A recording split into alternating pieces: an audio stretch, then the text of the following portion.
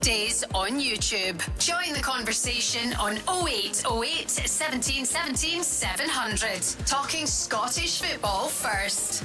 Good evening, Paul Cooney here, and you know who's with us tonight? The former Scotland international, the Motherwell star, Stephen O'Donnell. Evening, Stephen. Hey, Paul, how are you? I'm really good, thank you. Welcome to the new studio alongside Peter Grant, who was appearing by public demand on Sports Scene the other night with Amy Irons. Did well. I enjoyed it, Paul. I enjoyed the football. No, she did.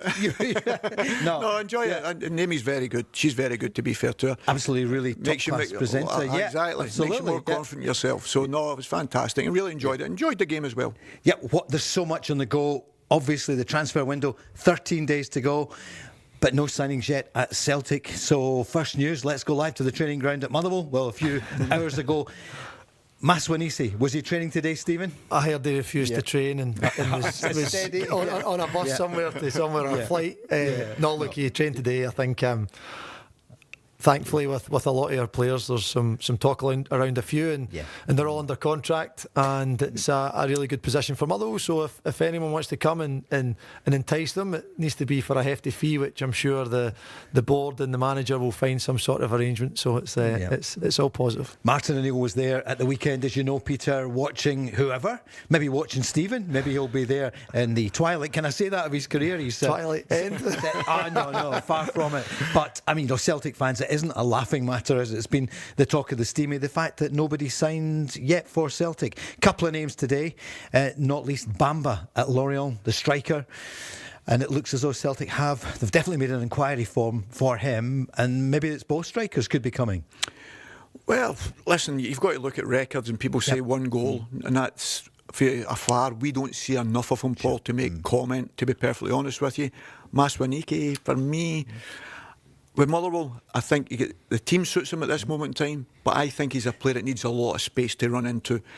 At Celtic, you've got to remember, teams are defending deeper against you because you're pushing them back, and I don't see a lot of space in it. I'm not really sure, that's what I was going to ask Stephen, I'm not sure he's a trickster, he's going to create something that way. It's his pace that he relies on, and I just think if you're stuck on the 18-yard box and you have no space to run into, is he going to be a clinical finisher? I've not seen enough of him, but what I've seen of him, I think that's the thing that's always been thrown at him. Okay. He's got great pace, but not a clinical finisher. Look, obviously, if a Celtic or a Rangers was to entice him, it's difficult because the pressures are completely different. So he maybe is good enough technically to go and do well or not, but it's very hard to judge because the setting is so different to what he'd be used to. But what I would tell you is he can play off the right. That's where he's played the majority of the season, but he's also, the gaffer's tweaked it and he's kind of played more centrally. And for everything that our manager's asking him to do, he's managing to do it well. And the only positive from a Celtic perspective would be is that we do now tend to get teams a bit deeper because we're playing good football. We kind of hem them in, and he has still managed to find the space and find the goals. Even the one at the weekend, kind of like a ricochet, but maybe instinctive. Can you go and emulate that at a bigger stage in England or Scotland?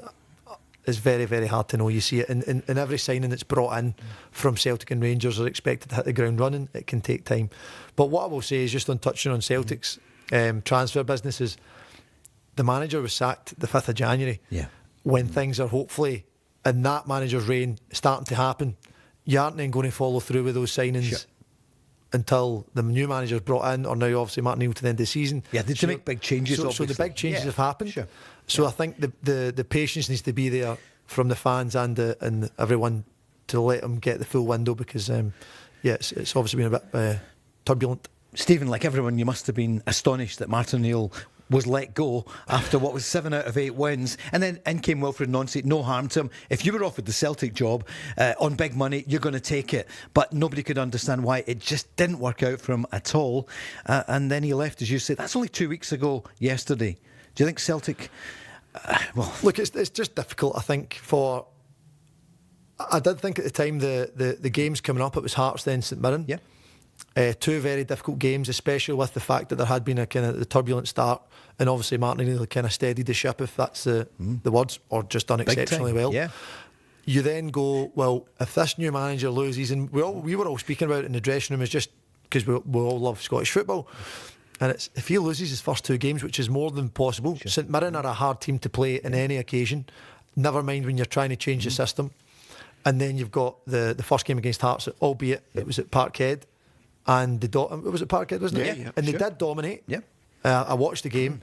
I think it was something like 70% possession, but they didn't win. Exactly. Yeah. And that then put the pressure on, and then obviously following the defeat in the final, it's going to be very hard for any Celtic or Rangers manager to kind of turn that around. Who's going to win the league? You're on the fringes of it. What a season for Motherwell. Motherwell fans, give us a call. 0808 17 17 700. Stephen O'Donnell is here in this World Cup year. You'll be in big demand, won't you? If not in the squad, Stephen, that everyone wants. You were man of the match, along with Billy Gilmour, at Wembley in the summer of 2021. I'm so proud. I was at that game. There was only, 20,000 or something because of the COVID crazy restrictions. But, Stephen, that must have been one of the great occasions in your career. It was, without doubt. The whole experience was amazing, and by all accounts it's done nothing but get better. So with the experience the staff have gained, and facilities have got better, and yeah, it was an amazing time of my career, and look, there's loads of options for the summer in the squad. Go as a fan, go as a pundit. Yeah. Any of them, I'm available for any of them, so don't worry, I'm not too shy to ask. We're going to hear from one of Rangers' new signings, Skov Olsen, who was paraded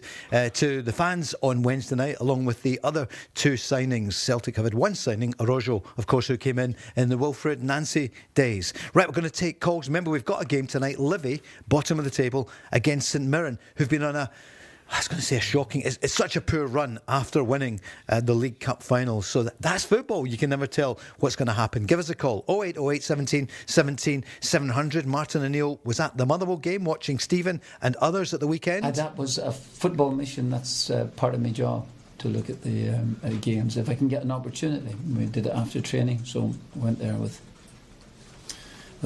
Fotheringham, and yeah, it was nice. I would like to see. I enjoyed the game. So, you lads, honestly, you're testing. Honestly, you're testing me to the utmost. Well, Celtic are certainly testing the fans. Here's one of them, Michael, who's on from Liverpool. Hi, Michael. Good evening. Hi, good evening, Paul. Hi, good evening, Peter and Stephen. Good evening, Michael. Where do I start? Basically, well done to Auchinleck Cal, but I knew they were a good junior side anyway. Yeah. But let's get on to this. Balatisha is no number 10, so that's an insult to John Hartson, right? He's had his chances at Celtic, right? So, and I heard he's talking about Ida. Ida was never going to do it, right? You never liked Ida. Right? You just didn't like Ida. No, I didn't know. And so basically, the kind of strikers I like is John Hartson, okay? He's not fit Scott now. McDonald, Yep. Lee Griffiths. That's a striker, okay? So basically the other day there, 15th of January, was Kyogo's last game, okay? Yeah. So if you think back to Ajeti, I knew when Ajeti was coming, right? He was only a good goal scorer at Basel, right? And when he was at West Ham, he was actually injury prone. So we basically got him in, right? All right, Michael. We got James McCarthy. Okay, we're now going back. It's a history lesson. We don't want the history lesson, Michael. With due respect, Right. You're very passionate. We know that. What do you want to say? what I'm gonna What say, do you right, want to say tonight that's new? That basically what's new is I just think it's basically a disgrace. And I'm telling you right now, from a fan, I'm coming to Parkhead on the Falkirk game, and there's going to be a full boycott. Not one person is going to go into that stadium, because see that Dermot Desmond, I'm telling you, I can't see it on the radio. No, you can't. But I know what I'd like to do to him. Yeah. Well, I mean, Do something. Yeah. It's like they've got Stevie Wonder. All right, Stevie okay. Wonder is their scout because they're that blind. Yeah. Well, you wouldn't want to have a go at blind people. Come on, Michael. You're better than that. But look, I know you're not trying to have a go at somebody who's visually impaired. Look, it's a shambles. And the club need to realise it and address the fans and try and get a bridge with the fans. It is. I don't know what Stephen can say. I don't know what Peter can say. Celtic's actions will have to be seen soon, Peter. You can hear the fans. Michael pays his money. He comes up. He doesn't mean any harm there. He's spoken before about a Yeti and all the rest of it. Everyone makes mistakes, but there's such a catalogue. I think Celtic fans are now beginning to lose faith in the current regime. Well, I disagree with him. I'm only going to talk about the football side of it. And Adam Ida would have scored more goals this season than anybody. Yeah. I know, Michael, I agree, he didn't start the season particularly well. I think the timing of him going was a disgrace, to be perfectly honest with you. I don't know the reason behind it. But you should come out and explain it. Do you not if think? I explained it yet, because you cannot let him go. And I'm talking about, even if you had Maeda and you've got Iniacho, all these guys, Adam Ida should have still stayed there till there was somebody in the door. He was only striker. Different. And listen, even under Wilfried Nancy, the type of striker he was looking for, powerful, take the ball in. And that's what Ida had to get better. It was taking the ball in. But if you look at his record in goals, in 22 goals last year, and I keep saying it, and he didn't play. Not many starts. 2 starts, I think it was, or 4 starts, Paul. Yeah. And it was 4 goals But and 20 2 starts or something like that. But it was something like that. But remember, some minutes were 6 minutes, some were 16, some were 20. And listen, I just think he started the season poorly because he was given extra time off because he'd played international football. If we'd had him now, I bet you Martin O'Neill would be getting goals out of him. 100%. I could guarantee you that. Stephen O'Donnell, you played against him. What did you make of Adam Ida? Yeah, look, he was a handful. Obviously, just his sheer physical size was an issue, and especially when Peter had touched on it earlier, Celtic kind of putting you down into the final, your defensive third.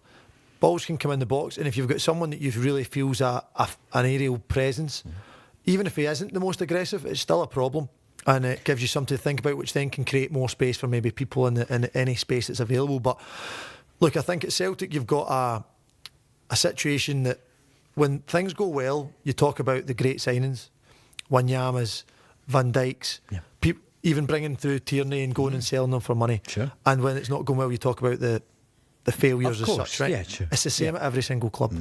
What I can see frustrates Celtic fans, they want to see them spending as much money as possible. But Motherwell, Aberdeen, every club in Scotland has made a lot of bad signings and a lot of good, and it's just come in the season when the timing happens. Bad signings, if Celtic had started well, would have been swept under the carpet.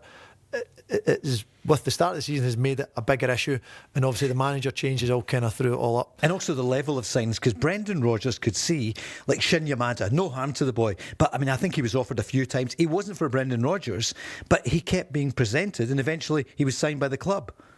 So I know you can't comment on that. Every club is run differently, and that's where we can't sit here as any pundit, any opinion and say we're right, because you're not in that office. If you spoke to Brendan Rodgers, you'd get one opinion. If you spoke to, is it Nicholson? Michael Nicholson, you get another opinion. That's you. Only the characters will know what's going on. It's the level of spending, Peter. The fans are disappointed. They're not expecting it to be 15 million. Arnie Engels was 11 million. I see that RB Leipzig are reported to be interested in him. And we were chatting before the programme about the Bologna game and the fact that young Lewis Ferguson's not getting that much game time. Could he be a target for Celtic? Listen, he should be a target when he's at Aberdeen, and I said that Celtic and Rangers at that particular time should have went. I've watched it closely and I see he's not getting on as much with this manager because he's a captain, doesn't play as often. I know he had injury problems, obviously. I think when the manager came in, he had that bad injury. But he's come back, and I would take Lewis in a heartbeat anywhere, whether it's Celtic or Rangers, I would take him, whether he would want to come back to Scotland, because I'm sure he'd still have a lot of suitors in Italy. There's no doubt in that. But he'll be another kid that wants to play.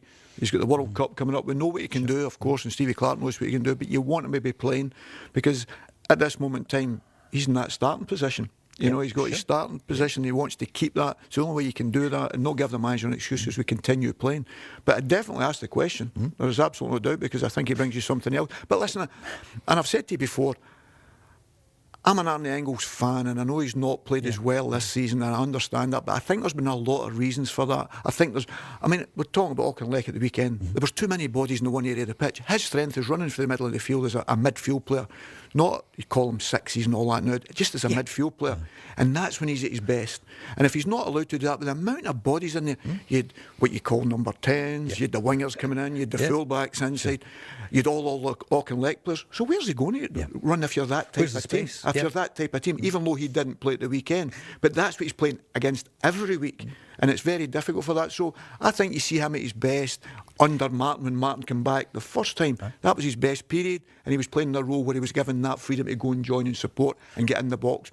I'm an Engels fan, but I'm surmising if they're talking about 11 or 12 million £, Celtic maybe do it and then go somewhere else. But the one thing is, if they're going to do that, they better have somebody come straight back in. Yeah, they can't sell that's him for sure. with nobody coming in. 100%. Lewis Ferguson, what about that thought that could he be in his way? Could Celtic look for him? I'd be interested to see how the family reacted to that if Celtic was a viable option. But no, look, I think Lewis is shown with the number of games he's played. He's still a young age, a good age. He could come in and do a job for either side of the Old Firm. And again, as Peter touched on, there would be definitely suitors elsewhere. I think last summer he was linked with Juventus. Yeah, he was. I think when the manager moved, but then of course he had the injury. Yeah. You've played alongside him in the international squads, and you've played against him. What did you make of him? No, look, a fierce competitor.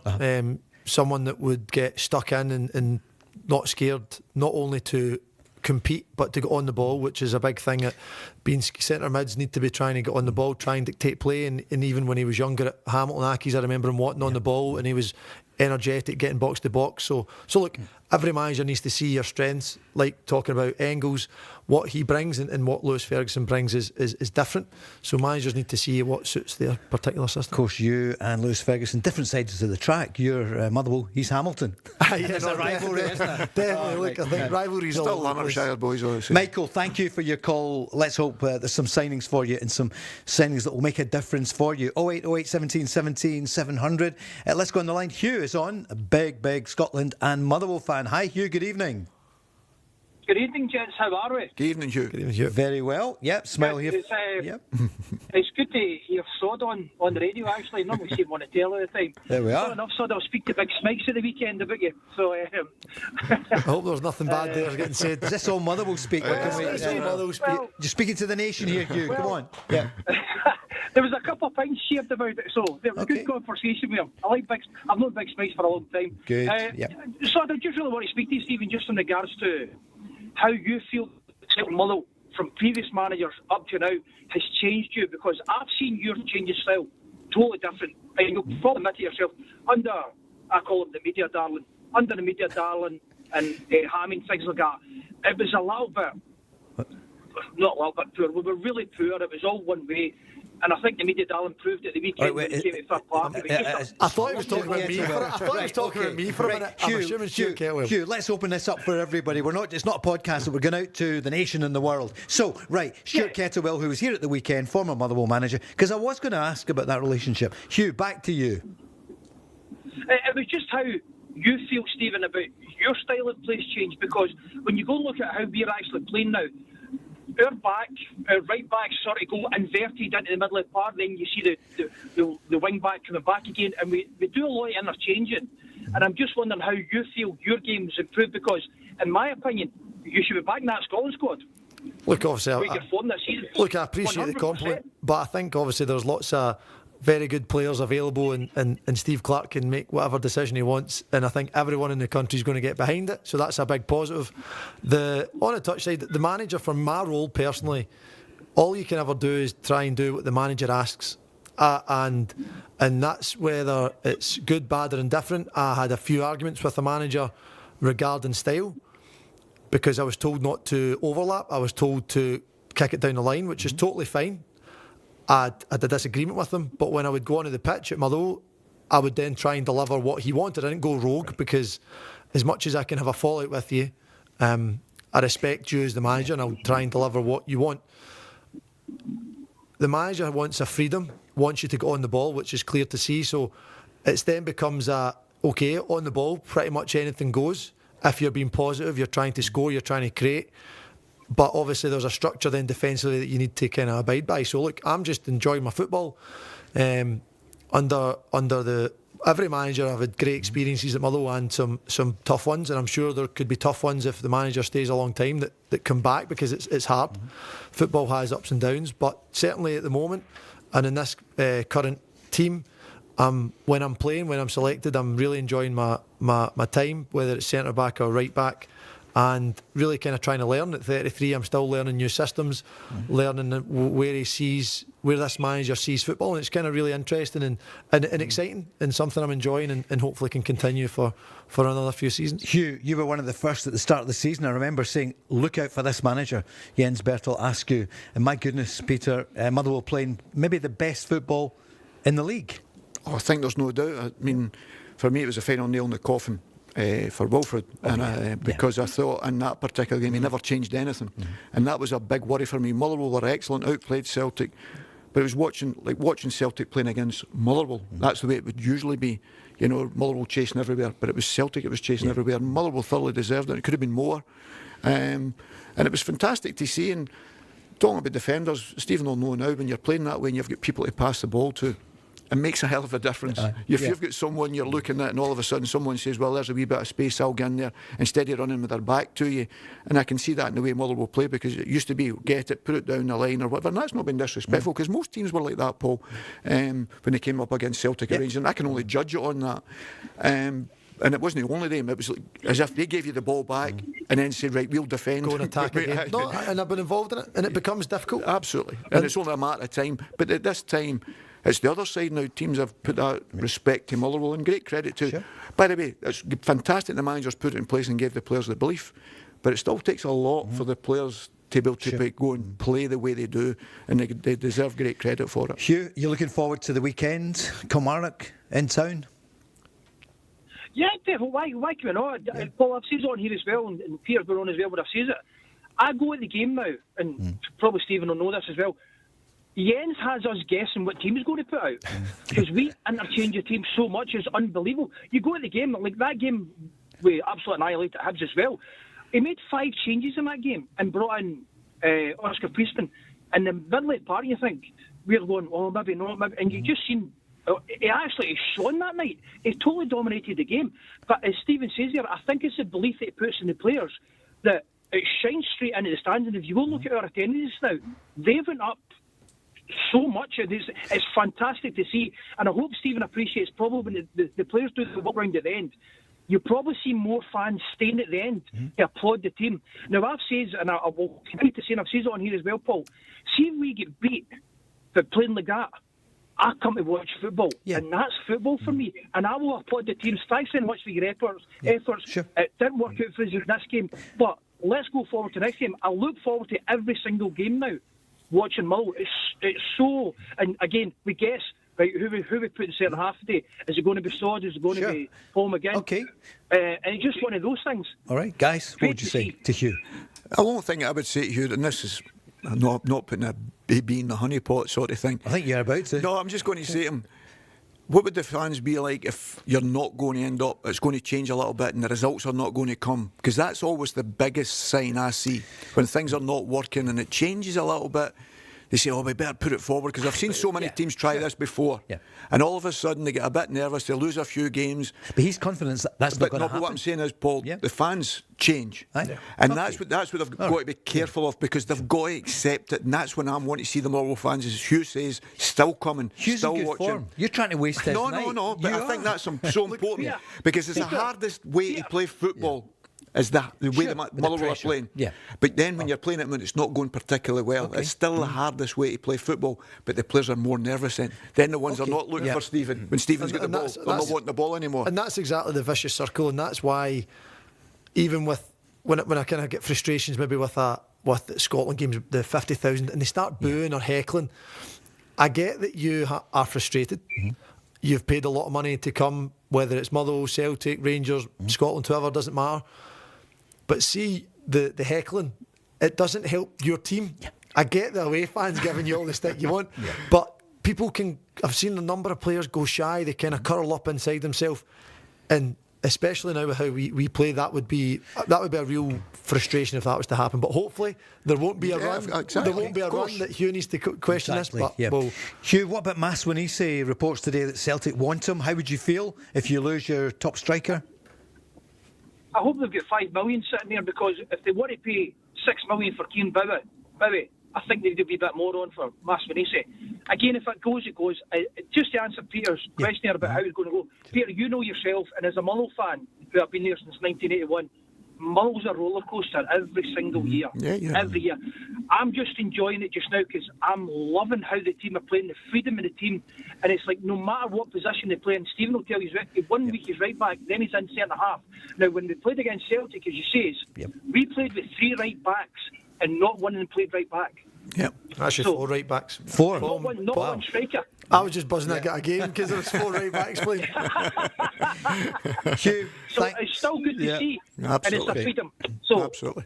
Hugh, great to hear you. He's in great Cheers, form Hugh. tonight. Thanks, Thank you. guys. Cheers, Hugh. Cheers. 0808 17 17 700. Stephen O'Donnell and Peter Grant.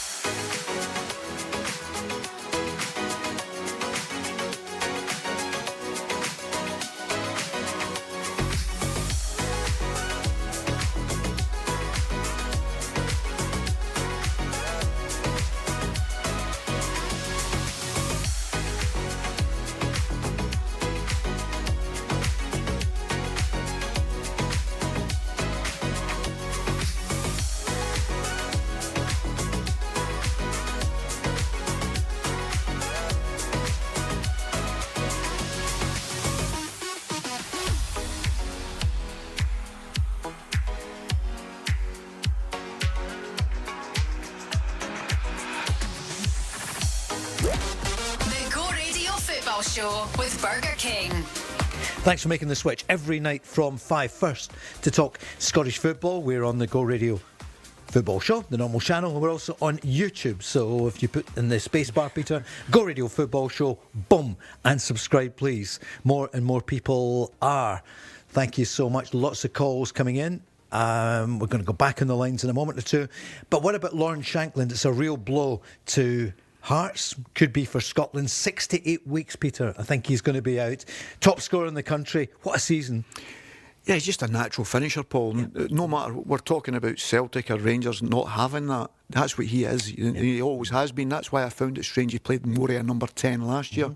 You know, and it just shows you be playing closer to the box. And his goal, was it Saturday or the week before, and he just guided the ball into the back of the net. He just guided it. That's midweek, yeah. Yeah, and you're just thinking, that's what strikers do. Good finishers. They know where the ball, they know where the goal is, they know it never moves, and they can finish off their first touch. For me, that is the biggest secret as a striker. Can he finish off his first touch? And Lawrence Shankland is one of the best. And it's a pity because obviously you'd like to keep him going to the World Cup now and keep him playing. But listen, as a Celtic supporter, I'm delighted because at the end of the day, yeah, if you're a player going into it, Makes you your want the opponent opposition. weaker. You want your opposition to be weaker. Stephen? What I find is, and it's when we're talking about JT at Motherwell getting a talk of a move to Celtic or Rangers, I still bemuses me that Rangers or Celtic didn't take a punt on him. Yeah. I get maybe English teams maybe going, okay, he's a bit older, all that. He is a proven goal scorer in the SPFL. Whether that's good enough as to go and sell him, yeah, you're signing him for now. Both teams needed now. Yeah, sure. And then Rangers then go and sign Miofsky, who is that kind of SPL player who hasn't really done so well since we scored a few in the cup there. But you had someone for free that you could have got, and Celtic could have got him as well, I'm sure. And it's just, but sometimes when we talk about recruitment, I get that maybe physically is mobile as some strikers, but he scores goals. I think Philippe Clement hadn't fancied him too much a couple of years ago, and then Kevin Thelwell, he wasn't in the plans because Barry Ferguson, pressed on this programme, eventually said, okay, yeah, Shankland was in my plans, and they probably, if he'd come to Rangers, but he was a boyhood Rangers fan, it's a no-brainer. Yeah. It was mad. It was the year of the bluffers. Thelwell there at Ibrox, at Tisdale, at Celtic, and so many bad decisions were made, if it was them, or allowed by the boards at both clubs. So Lawrence Shankland, we hope he is back soon. Is it going to affect, well, it's going to affect Hearts, we just won't know to what extent. Well, they've already brought a striker in, so Hearts were already prepared. That's the difference. They've been looking at players and the way they work it with Jamestown, as they call it, analytics. So the way they work it there, they've already got players coming in, Paul. They've already signed the striker before Lawrence Shankland was out. The biggest problem for them would have been if Lawrence Shankland was out and then they're looking for a striker, all of a sudden that becomes double the price. And that's what we're saying. All these things happen. You've always got to be prepared, Paul. People used to say you have to be 3 windows ahead nearly. Yeah. You know, because if somebody's doing well, you're going to lose them anyway. So we're hoping they're doing well, you're going to sell them. All these things. And to be fair, Hearts have got someone in the building. I'm be surprised if it's somebody like Lawrence Shankland, but who's a natural finisher the way he does in the Scottish game. He's already up to speed, he knows his opponents, and the opponents know him. And there is nothing better as you as a striker when people are frightened of you, because they give you a bit more space, or they try and close that space down and allows you to get that wee bit of movement off them. So all these things, that's a blow to Hearts, no matter what way you look at it, is a blow to Hearts. Who's the best team you've played against so far? Or just give us a flavour of, well, I mean, we could say Hearts. I mean, what a game you had with, it seems a while ago now, you were 3 up and then 3-3, but Hearts, what are they like? Yeah, look, Hearts are a good side. They challenge you. They've got some really good players, and you know how they want to play. And Shankland can hold it up really well. And you've got Braga and Caceres. Caceres a right problem if he comes in that right hand side. And then you get Millen, whether it's in centre mid or full back, kind of bombing on. So they've got threats everywhere. You see they're recruiting again, Altena coming in. So they're going again, trying to push. Although Cammy Devlin injured, that's a big blow as well. But I then look at probably Rangers has been the biggest improvement. We didn't play Celtic under O'Neill. Oh, did you so not? In the 78, we had Rodgers, then Nancy. So take out Celtic being good then, right? Probably the biggest improvement is Rangers. I thought we started well against them at Ibrox, first 25-30 minutes, but then they came into it and looked like a dangerous side and then caused us a lot of problems. And then when it went 1-0 to them, they could have scored a few more on the counter, albeit so could we have, and still think we should have had a penalty. But that just, to me, the improvement would be from Rangers. But equally, Hearts maybe didn't have too much to improve on for where they are in the league, and they've not really had any ridiculous stutters. If you want to speak to Stephen O'Donnell, he's here. 0808 17 17 700 as we go back to league action after the Cup at the weekend. Hearts top of the table on 50, Celtic and Rangers on 44. Celtic 1 goal better than Rangers. Motherwell on 37 in 4th spot after 22 games. Hibs on 35, Falkirk on 30. At the bottom, Livy in action tonight, only 10 points. They badly need a win. Killie on 14 points out of the Cup at the weekend, right at the death. St Mirren in action tonight with Livy on 18 points, and how they would love to get some daylight between them and Livy if they can win tonight. Dundee on 22, maybe the surprise package of the bottom half. Aberdeen on 25 along with Dundee United. 0808 17 17 700. Peter Grant is with us as well. We're just watching to see if there's any movement for Celtic fans. Before that though, let's hear from Danny Rule. What a couple of months he's had at Rangers, and he was speaking about his signing so far. Yeah, I think general was a good week for us. We signed 3 players all in all today with Andy. The next one He gives us experience one. He gives us a different profile on the right side with the left foot. He can score. No, all in all, I'm very happy. I'm proud what we do at the moment, but we have to be on front foot. We cannot do less. We have to be more and more. We are hungry. All in all, you feel it at the moment. There's big confidence back. There's proud back. But for this, we have to work hard that we continue like this in the next couple of weeks. And on Monday we start in a busy time. And as we hear him, we can tell you Rangers have just announced they confirmed that Stephen Smith will remain with the first team as a coach for the remainder of the season. So that's good news for Stephen, a Blantyre boy. So he's been at Rangers, did well, and it's good to see somebody local with that Scottish element of it. He knows what Rangers are about. He's been there for a while to be on the staff. Totally agree. I was fortunate to have Stephen as my captain at Kilmarnock when I first signed, and seemed a really nice guy. And then sometimes when you find people that have been at a club and a new manager comes in, they're maybe threatened by people that are kind of getting pushed into, say, the hot seat as the manager for that short spell, and sometimes you can end up kind of, when you put your head above the pulpit, kind of you disappear. And that's great news, and hopefully stays much longer and continues to progress in the fashion he wishes. How tall are you to get above the pulpit? You must be, what are you, 6'3"? Exactly. Lucky Peter, for him. It's good to see a Scottish coach in there at Rangers. Danny Rule, he's doing a lot of things well, doing it right. Yeah, well, I think it's always important, Paul. It's not because sometimes you can lean on them. Yeah. And you've got to think, Stephen probably brought up Rangers, whatever. What's the fans think? What's the feel round about the place? What's the gist that this is what they do at this club? And it's just a wee nudge to the side to say to somebody, listen, this doesn't work here. This is not, and it's not because it's never worked. It's that Rangers background. You've always got to have that. And the simple things, Danny Rose picked up it very quickly. He speaks a lot about winning. Yeah. So he's done that about winning. He's had a lot of things because Rangers weren't playing well. I've seen Rangers a right few times and they were really poor, but they won. And he was right. He was 100% right. Well, the Celtic scenario under Wilfried was a complete opposite. No matter what he says, you weren't winning. Yeah. The bottom line is, but he's done it really well. He's given them a confidence. They've got that now. And I think Chukwueze coming in, is that how you say his name? I think he'll be a fantastic signing for them. I know Skov Olsen's very quick and all that, and I think he's a top quality player if he plays at his best. But I think that signing in the midfield gives them something they've not had. And I watched them all night, and I know it's against Dannon.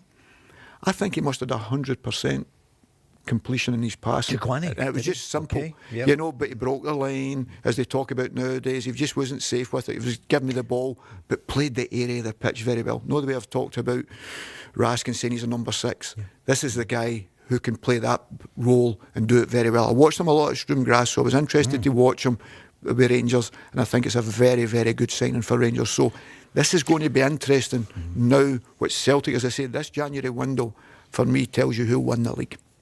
I certainly think it's been a very good start from Rangers regarding recruitment. I won't know for sure until you see them playing, but I was looking a wee bit at them. I've heard from the manager, from Olsen, that he's a very talented footballer. So that tells me right away, if he's very talented, our gaffer saying it would say he's got a wee bit of clout, a wee bit of respect, that he will be a good creative player. Maybe defensively not at his best, but again, as we spoke about in Scotland, Rangers, Celtic tend to play the team down into their own defensive third, so he could be the key. You then look at the other two young players, 22, they could be assets, selling them on. When you look at that kind of, okay, we sell a selling club, okay, Celtic, Rangers accept they need to now as well. But at 22, you've got two prospects who have both got abundance experience, over 100 games plus for the two of them, and see how they go on. It's certainly, if you're looking at it from a Celtic side, you're looking across the city and going, they're doing business. They're doing business. It seems good. 40 games for Denmark, a 26-year-old. He could hit the ground running and then starts to become a real juggernaut. Skov Olsen spoke to the media at the weekend. First of all, hello everybody. I feel very good, thank you. It was lovely to come here to Ibrox and meet the team, meet the fans and the people around. So a lovely night, a good win for the team. So yeah, I'm happy. The biggest club here in Scotland. When I heard the interest from Rangers, I just really want to go, and I'm super happy that it finally it's done, and I'm here. So yeah, very happy. The biggest club in Scotland, Peter Grant. Obviously, somebody's been telling them lies. You know what I mean? So I don't even know if they're the biggest club in Glasgow. Definitely not in Glasgow, but not for sure. Listen, I can understand the boy coming in, but he was also getting mentioned with Laudrup. He's not that good. He's a good player, and I'm really excited to see him playing as well because he's got the talent. Yeah. My concern for this guy is he's went to clubs and he's expected to produce, and he's not done it. So it tells me it's not about his ability. It can be what's between his ears. It's the mental biggest problem. aspect, maybe. Yeah. And that is the thing with these players, because you don't get players like I watched him in the Champions League, Paul, tearing people apart. And so there's always another side to that. Yeah. And I think listen, if he's got the ability to produce and perform for Rangers, there's absolutely no doubt of that. So it's the other side that we're going to have to watch closely on him. But I think Danny Rose spoke very well about the players. The way he's went about and conducted his business is excellent. You've got to also look at, just talking about Celtic there, I think they've got to cut them a bit of slack at times. Right, can we come back on that? Because we're on Rangers just now. We will do. We're going to a break in a moment. Scott Olsen, what kind of player is he? I am an offensive player, mostly on the wing. I would describe myself as a creative player. I like to, as I also said earlier, to set my mates up, do assists, shoot on goal, come inside, come outside, go to the back line, put some crosses. So yeah, hopefully I can contribute with the goals and assists. He speaks well. His English is better than mine. His English is better than most of ours, but he certainly sounds like he's having himself as a player. He can go left, he can go right. He's living with Afchik. I've seen Stephen sweating here. I hope he plays on the left. No, look, again, 40 caps for Denmark was the one that stands out. The pedigree Rangers fans, I imagine, are excited. And with a pedigree like that, they should be. And listening to how he spoke about his own game, would imagine that he's going to hopefully entertain the fans, which is what we want. And hopefully against Motherwell he has a stinker. and yeah, all his weaknesses we can find. And you were on Sports Scene the other night with Dougie Donnelly. How was Dougie? Yeah, no, he was good. Did really well on the show. Talking about golfing in Gleneagles, was very envious of him. So it sounded fun. You must have thought, I've turned the clock back. There's Dougie on there. Martin and Neil back at Celtic. I just thought he'd be looking at me going, who's this clown next to me? No. He knows his football. He does indeed. We're back, maybe taking your call. That's coming up just after this.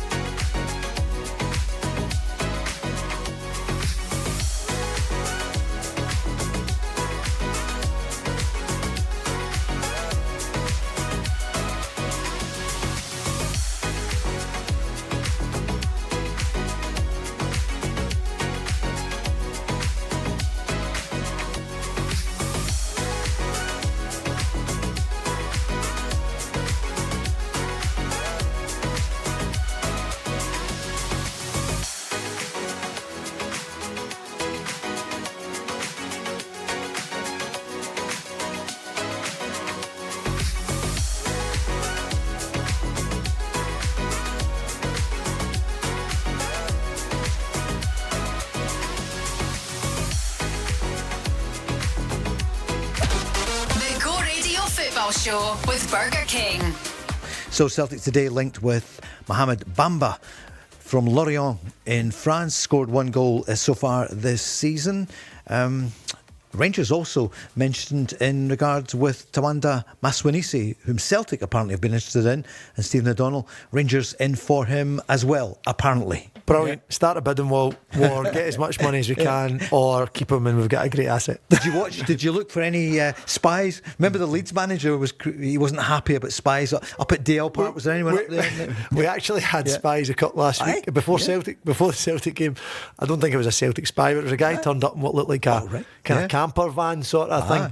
And it was right in the middle as you were doing set pieces, and I was like, this isn't good timing. You can see exactly what we're trying to do here. A camper van in Lanarkshire will steer clear of that. Let's go on the lines. Kevin is on. Hi Kevin, good evening. How you doing, boys? Hi, Kevin. Good, thanks. How are you? Good. So just obviously Celtic are out for this boy Bamba. Yep. Apparently. Yep. Doesn't sound it would just be typical of Celtic to sign a guy that scored 1 goal all season. We were apparently, this famous phrase, monitoring the situation. We were apparently monitoring the situation with Kovacevic, who was only last week. 22 goals in 28 games, monitoring the situation. The boys just signed for a team in Hungary for £2.5 million. Which is in your price range. I mean, £2.5 million. I couldn't hear you that well there. What's the phrase? £2.5 million for the striker. He's away to Ferencváros. Yeah. But you'd a phrase. What are they doing with the players? Monitoring. Monitoring. All right, okay. No, they said Celtic were monitoring the situation. I don't know what this phrase is all about. If it was just paper talk or if it was just the incompetence of Celtic, because I don't even know why we would go in for Bamba. Why not just go and give Motherwell? I mean, what are you talking, £1.5–2 million and just go and sign Maswanhise? He's obviously much better than this Bamba guy. Peter? I just don't. The way that Celtic do business is a laughing stock. And to be honest with you, if we don't get anybody in by this week, I can see Hearts beating us. And if Hearts beat us, the league's finished. We will be fighting for second place. And I don't even think we'll finish second if we don't sign good players. I think we'll be looking at third place. Hearts would go 9 points clear, Peter, if they win. No, I can see what Kevin's saying there 100%. There's no argument with that. But I think the big change is Martin come in, and Martin will definitely be looking at players that if he doesn't think they're ready, whether it's Maswani, or he doesn't think they're going to improve his team and doesn't come straight in and start scoring right away, whatever it may be, he will not go near them. So whether it's a boy Bamba with 1 goal, if Martin looks at him and thinks, he's not for me, I don't care how much scouting you've done on him, he's not coming. Martin won't bring anybody in at the same level he's already got. He's got that experience in him. People always tell you as you're a coach or a manager, if you're bringing players in, make sure they're better than what you have. And I can guarantee that. Iniacho, I'd love to see him back because he'd make a difference to Martin. Any word, Peter? I thought I'd seen him in the training pitch last week, as I said to you, Paul, or in some of the pictures you'd seen. But obviously he's got problems with staying fit. That's a problem. But you'd love to have him back. But you definitely need a striker in this window. There is no getting away from it. Everybody knows that. But I think you need more than that. You need bodies in to freshen everybody else up. We said it, 18 months ago, you needed that. So nothing's changed there. But the window's getting really close, obviously, to closing again. They've got the Hearts game at the weekend. And Martin was, right, if I'm correct, it was quoted as saying he was hoping, forget the 2 cup ties, because obviously none of them could play in it. It was before the Hearts game that he was hoping to have people going. So that's going to be interesting. But I can guarantee you, I don't care who's looked at the players.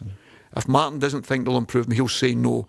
I think he would rather do without bringing players in just for the sake of bringing them in. There is no doubt in my mind that, because that's the type of manager he is. What I see is slightly different, and I've not watched Bamba at all, have no knowledge of him, but I'm seeing he's about 6 foot, 6'1".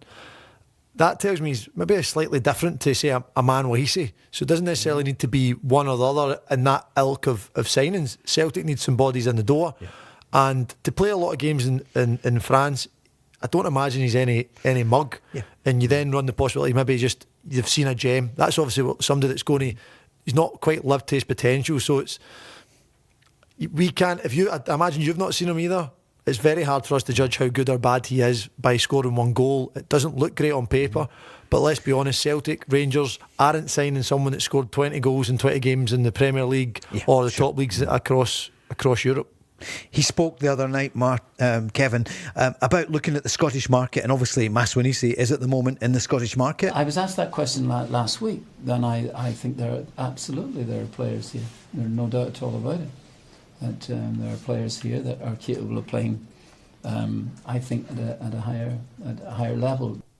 So he's not going to say at that point that's what's happening. We don't know yet. What about transfers in general? There was a really short answer. Yeah, we are very, very hopeful that we will get some people in. Ahead of the Hearts game, which is now just 5 days away. You can hear, Kevin, you often come on, you're really reasonable. I can hear how exasperated you are though with your football club. Could I ask Kevin a question? Of course, yeah, go for it. See, when you're looking about, Kevin, I know that obviously I've heard you a few times on, obviously, and we've spoke a few times. Yeah. Do you look and see anybody out there you've seen? Do you ever go through, like, say, YouTube and say, well, I'll go and look at games in France and see if there's a striker there that I could do? I know we all do that game. We all play Football Manager in the respect to that. Is there anybody you've seen out there that you say, listen, he's going to be in Celtic's wage bracket and the money that Celtic are going to spend, he's in there? Have you looked at anybody and seen anybody? Because everybody will tell you should sign the striker. The difficulty is, I was listening to Mark last night and he was mentioning some of them, like, say, Carlton Morris. Yeah, so that's fine saying Carlton Morris, but he's out injured. Yeah. Because I've known Carlton for a long time. He was at Norwich as a kid and he's good friends with my son. Yeah. So he's been out injured for a long time. He's a big, powerful number 9, really different type of Celtic striker. So all these things, it's all right saying, yes, there's a player there, but there's nobody there. That's what I'm saying about Martin O'Neill. I don't see him bringing anybody in. It's just going to be the same as. Kevin? He fell asleep. He fell asleep asking that question. Your question was too long. Look, I think that's always the problem, and it's the same with when I've been on the shows with international football. Fans are great at coming on and saying, and sometimes pundits say he shouldn't be in it, he should be in it, he should. They never really give you a viable option. They don't give you someone that then it's like, oh well, he's not been playing. Well, I put him in it. Well, neither's he. They can, and that's what I just like when they come to have a solution. We don't just want problems, we want solutions. Yeah. Martin O'Neill, 3 games, 3 wins. It maybe wasn't pretty the other night, but they're through. We weren't fantastic. We weren't. We never seemed to be comfortable enough with a lot of possession. We weren't able to break the team down often enough, and when we did create some chances, we missed them. But obviously delighted with the win, and it's the start of a big week for us. Sure is, because it's Bologna. They'll fly out tomorrow for the game, and then Sunday at the weekend. Is that would it be over, Peter, if Hearts win? I don't think you're going to say yes, but no, it wouldn't be over because I know what Celtic and Rangers are capable of doing. The thing I looked at again, I said about was the thing I said again about Hearts. Did you hear it on Saturday? What was that? When Falkirk turned the game, you heard the supporters, all that nervousness and that comes in. So with Celtic going there, Celtic have got to go there, and Celtic are going into this game as underdogs. It's quite incredible. You know, you never ever the Hearts game. Yeah, they're going in as underdogs. There's no doubt in my mind of that. Yeah, there's no doubt of that. People going to take different. If I think the Hearts were coming to Celtic Park, you'd still expect that. But going there, people are going to look at it and think if Celtic don't want anybody in, they're going as underdogs. I think that's Kevin back on the line. Paul, can I just say? Yeah. See what it takes to flip that round, Peter. All it takes, Peter, is one good transfer window to flip that round. No. That's all it takes. But I mean, for me, they've already. Paul, I think Stephen, you were saying Celtic are going to sign a player that's got 20 goals in 22 games in France. You're absolutely right. But that Kovacevic is playing in the league, which is on a par with Scotland. 22 goals in 28 games, and he's just signed for a team in Hungary for $2.5 million. What is your scouting team doing looking at a guy in France that scored 1 goal? And then the guy at Maswanhise has clearly got bags of ability. Just go in, treat Motherwell with some respect, treat Motherwell with some dignity, give him the money that the boy is worth, and sign the boy, make him a Celtic player. If Motherwell are wanting $2 million for him, don't go in with this $300,000 rubbish. Yeah. Pay the guy what he's worth. No, but it's just the way that Celtic do business is so frustrating. But then if I turned around to you and said, OK, Motherwell want $4 million, which I don't think Motherwell want. But you've just said show respect, and then we're saying I'm giving you. I don't think they're going to want to sell something for $1.5 million with 2 years left. They'll know what they got for Lennon Miller. They'll know what they got for Theo Bair.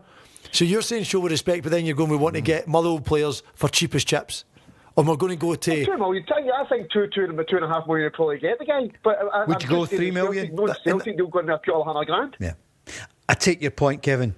And Stephen, it'd be a negotiation. And that's what people are paid to do. Paid big bucks to do their job. Would you pay $3 million? I can't ask Stephen, it's unfair. Live on the... I don't have $3 million, so I'm not buying it. Come on. Kevin, look, I'm going to have to go for the news, but Kevin, you can hear the exasperation of the Celtic fans. Mark's on from Kirlook. Cheers, Kevin. Thank you for that. Cheers, Said, Kevin. look, I can't believe it. This is textbook how not to run a football club. And for a club that was run so well for so long, something is fundamentally wrong. And they're going to have to try and put it right soon. Martin O'Neill's been brought in as the saviour, the scapegoat. I don't think he'll ever be a scapegoat, but it's going to be fascinating. The next hour, we maybe speak to you, 0808 17 17 700.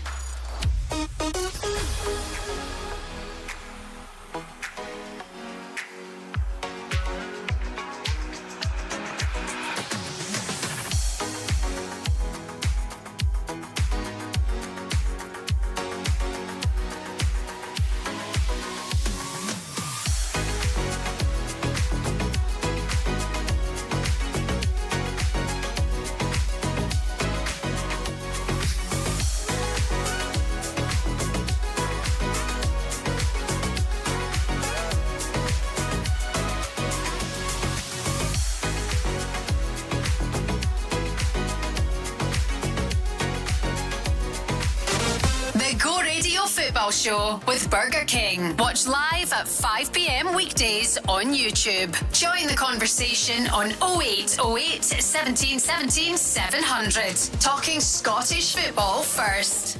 Livy against St Mirren tonight. Who do you fancy on that one? Stephen O'Donnell, Peter Grant are here. Look, I think it's going to be a tough one. You seen it was a draw at the weekend in the Cup and it took penalties. It frustrates me how often that happens in Scotland. It's happened again for us. We're playing Aberdeen in Aberdeen. I know, isn't it weird? It just seems like a curse. But I think St Mirren have got enough to go and maybe win that again. But again, if Livingston have notoriously got good results when they need them, and it would be a big one for them if they did. Peter? I think Scott Arfield coming in can nick a goal for you out of nothing. He scored at the weekend, I'm sure, and I just think he's got something that wee bit different. But you know what, I'm a big fan of Stephen Robinson, and I just think he can always seems to get a result when he needs it most. And this is going to be a massive one for him. But unfortunately, I just see it being a draw in this particular match because Stevie will not want to lose it, you know, and it'll be more. Well, it's a win for them as long as they can keep as far away from Livingston as possible. Danny's on asking, Stephen, how are you feeling about the Cup draw? Aberdeen at Pittodrie. I said last night, it's maybe not the draw you wanted. Not that you're fearing Aberdeen, I don't mean that, but given that, you know, you're away from home. But what do you feel about it? I think obviously when you look at a draw, you would love to have at home, and you would love to have the easiest team on paper. That's just, every game's hard, but obviously the easiest team on paper should then be a bit easier. You've then picked the third biggest club in the hat, away from home, a travel. It's going to be a longer distance for the supporters. We've already been there twice already, 3 times. There's lots of things you would rather not, but look, I think the reality is that's the luck of the draw. And Aberdeen are a side that has obviously got a wee bit of troubles just now, but are a good side and have some very good players.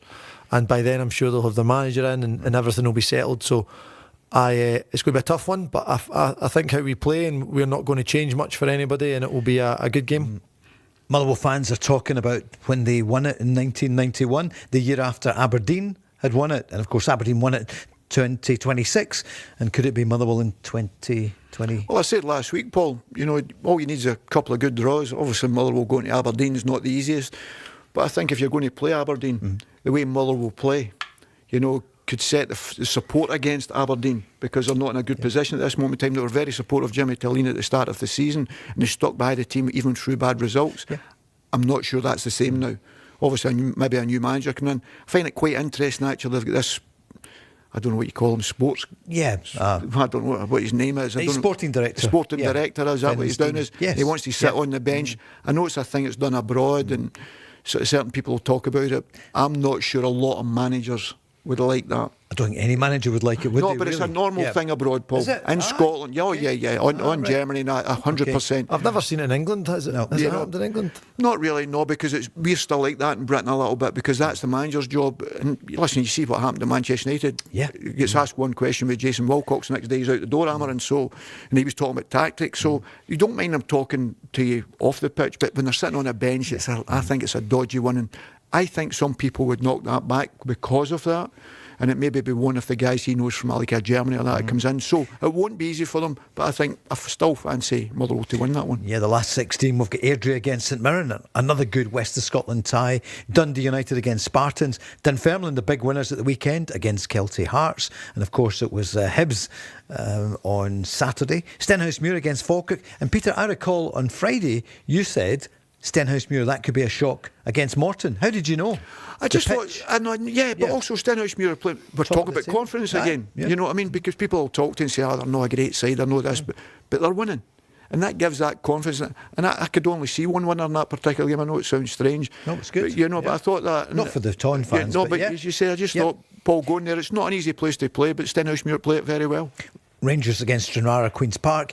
Danny Rule was asking, how important is the Cup and a good Cup run for you? I think in general we can play for 2 titles at the moment, and I think this is what we want.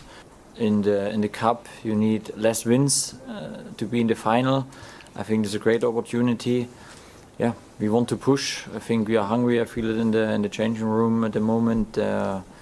I think it was a big statement in Aberdeen when I felt the dressing room inside after the win was really fantastic. It showed me that there is something growing, there's a connection, there is a belief, there is a trust to each other, and it's really fantastic to see. And Scott Olsen was saying, how much he would love to win a trophy with Rangers. I would love to win trophies, but I know it's one game at the time. We have to focus on one game and then hopefully see where it ends in the end of the season, but we're going for it. For Rangers fans, happy days for you. What are you thinking? 0808 17 17 700, because it's an early start to the business side of the season, isn't it? It's this weekend is going to be huge.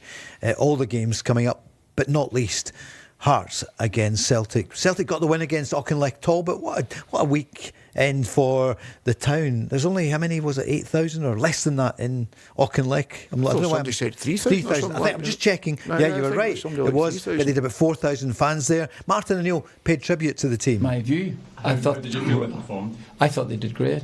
They did really, really great. We'd watched them before. I'd seen. It's the lovely thing about modernity now. You can be able to see opposition, and they play with a lot of spirit. Manager's done wonderfully well. He's been here since my first spell, apparently, way back, and so they played a lot of spirit, and I think they acquitted themselves really, really well. Obviously Celtic made 10 changes in the game. He was asked what kind of impact did that have. Only Callum McGregor was in the lineup from the previous night. I'm sure of it, and that I probably wasn't really surprised about it, but there was a couple of things about it. One, I want to change the side around because there's a couple of players that have not played under me at this time that I'd like to have seen, and I did do, and I think making changes like that there does disrupt the flow of things, but so we saw that one through and it was good, and obviously the preparation, the start of the week ahead. Peter, you were there. What about Bernardo, for example? He wasn't the only one, but didn't perform to the level we know he can. Yeah, but I'm a big Bernardo fan, Paul. Yes. Yet again, I think there was too many bodies in that area of the pitch for me, the way the game was played, and that's great. Auchinleck gave them great respect because they'd done their job really well. They dropped off into their own half, made it difficult, and really couldn't get out. But I thought Celtic condensed it too much. The width, I thought the fullbacks were too far. And then I'm going into tactics now, but that kills the space of allowing a Bernardo and that to play, because if everybody else is in, where are you going to try and find space? You end up dropping onto right back or whatever. What could they have done? For me, I'd have just said to the two wide players, stay as wide as you can, and then tell the fullbacks to stay out there. The fullbacks were far too narrow for me. But listen, Martin's won trophies after trophies, so I'm not. But I'm just looking for, and all the best coaches, Paul, sit in the stand. But for me, that's where the width is, and the crosses coming in. Celtic get the goal from the cross, a slight deflection for Luke McCown. But even on that, you had James Forrest. But to be fair to Martin, after about 10-15 minutes, he swapped James round and put Luke over to the left-hand side and put James to the right-hand side, so the right foot would be crossing for the right. And I just think that gives you a bigger chance, especially when you're playing against teams that's the width of the 18-yard box for me. But the likes of Balakwisha, seemingly he was a winger, and everybody's raving about him as a winger. Then they say, no, he's not a winger, he prefers players as a number 10. Well, OK, if you prefer to play there, then you've got to go and grab it with the scruff of the neck. He had one chance he should score. Well, he's got to score. And another one, it was the only time he ever turned and he shot and the boys deflected it. But he never got into the areas and you thought... But the thing that frustrates me with him, the ball goes into him and he'll pass it straight back to where it came from. Why? What's the point? And I'm saying, well, if you're a winger, anyway, but you're playing as a number 10 now, the role of a number 10 is as soon as you get the ball into the... You've got to turn and face the opposition up. When you're a winger, it's going to take people on. And to be fair... Again, to Tenecte, when he came on, he tried to do that. And he went and tried to go on the outside or inside and scored a wonderful goal. So he tried to grab, because the week before he was or midweek against Falkirk, I thought he was very poor. And Tenecte. Yeah. But the week before at Celtic Park against Dun United, he was excellent. So there's these things, but these guys have got to step up. You're talking about Callum McGregor was the only one that played. Callum's been doing it for years now. He's had to perform and continue to perform. When these guys get an opportunity, which may not come along often, you have to grab it and give the manager a major problem. And unfortunately for me, not enough of them done that. The manager spoke about Balakwisha afterwards. He did okay. He did all right in the game, yes. He was striving for a start for quite some considerable time, so he got it. And I know Apollo played under Wilfried a couple of times. It was his first start under me as well too, so at least they got... Apollo got the 90 minutes and Balakwisha got most of the game. Stephen? Look, I think he's never going to turn around and say I was really disappointed with him or he wasn't good enough, because that would just be carnage. But he's answered it very diplomatically, and you just want, look, as a player, you want an opportunity, and we might not think whoever's good enough or isn't a Celtic player, however you want to pitch it, but as a player, you can only ask for opportunity. What's frustrating for them and the other 10 or the other 8 that would have got their chance, say, is when the team is disrupted as much, regardless if it's a lesser opposition who you know are going to be hemmed in, they're going to be sitting deep. As relationships, you need that one-touch pass, the movement. Now they get fortunate that it was at Rugby Park, so it was a bigger pitch, and the surface was good. A poor grass pitch is difficult to play on, but it was against a team, and you've maybe not got those connections you would like to have, and 10 changes does make it difficult for those players, with Callum being the only one that actually consistently plays and is up to full speed. This time last night we reported that there was a transfer powwow going on at Lennoxtown. Michael Nicholson, the chief executive of Celtic, was there. The manager was there, Martin O'Neill, and Sean Maloney as well, who we think was kind of there obviously when Wilfried Nancy was there, so maybe he's the continuity candidate. He was doing some of the work. Wonder what's come out of it. So far we haven't heard. Martin O'Neill did say he expected signings ahead of the Hearts game, the Bologna game. Of course, nobody could play for that one, and every game's important, Peter, but what would you say to them just now? What do you feel? We're talking about Maswanhise, we're talking about Bamba. What do you sense? You've been there so many times. If it's possible, you've got to bring in ready-made players. Kevin earlier on talking about the boy scoring 22 goals. Yeah. That'd be something I'd be very much looking at, because one, he's playing games. But he's gone now. Yeah, but one, he was playing games and scoring goals. So that's the sort of players that Celtic should have been looking at. The problem is, Paul, is now you're going to get players that's maybe not played for 6 months, 5 months, 4 months, whatever. They're trying to get up to speed. And you know what happens with that? We heard that with Iniacho. You end up with injuries, all that, because in Glasgow or in Scotland at this moment in time, you're playing, Stephen will tell you more than me, you're playing near enough every 3 or 4 days. And they are now all the way. Absolutely. European games, travel, all that. So that training time on the pitch with the legs, the recovery, is not there. So all of a sudden you're trying to work with the manager and trying to get that into the players. But Martin, for me, will be in there saying, no, see that boy I was looking at. And that's why I thought, Paul, it was strange. And we spoke about it before. When you're going out, even to get Wilfried Nancy the first time, we don't know anything about Wilfried, think in our head, we don't know anything about him.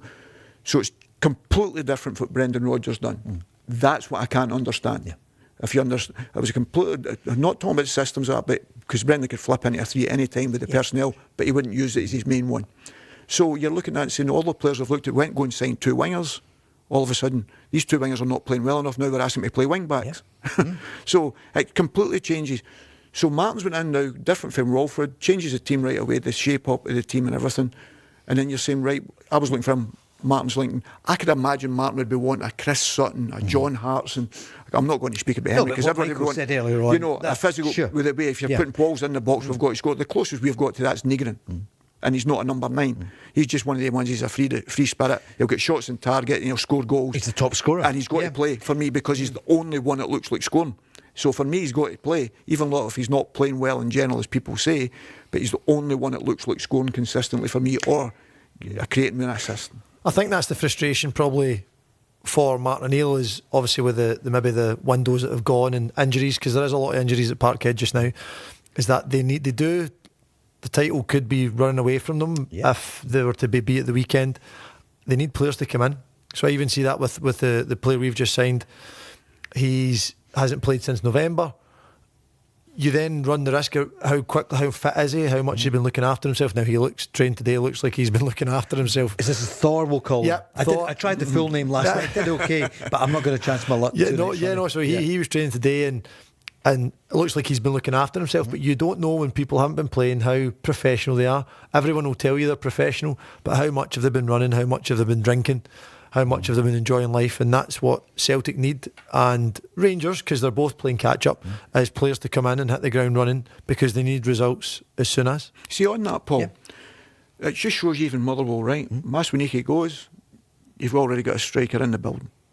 You know, I wouldn't say he's like for like, so we're not replacing him already. But you know what I mean? It's a striker, but so if you're looking for goals, you know, people would have said about Maswani, correct me if I'm wrong, that he's not an out-and-out goal scorer. Even at the start of the season, that was his biggest frustration. I heard the other manager even talking about him in that respect, that was his biggest, it was his final thing he'd done wasn't good enough. So now all of a sudden he's got a few goals.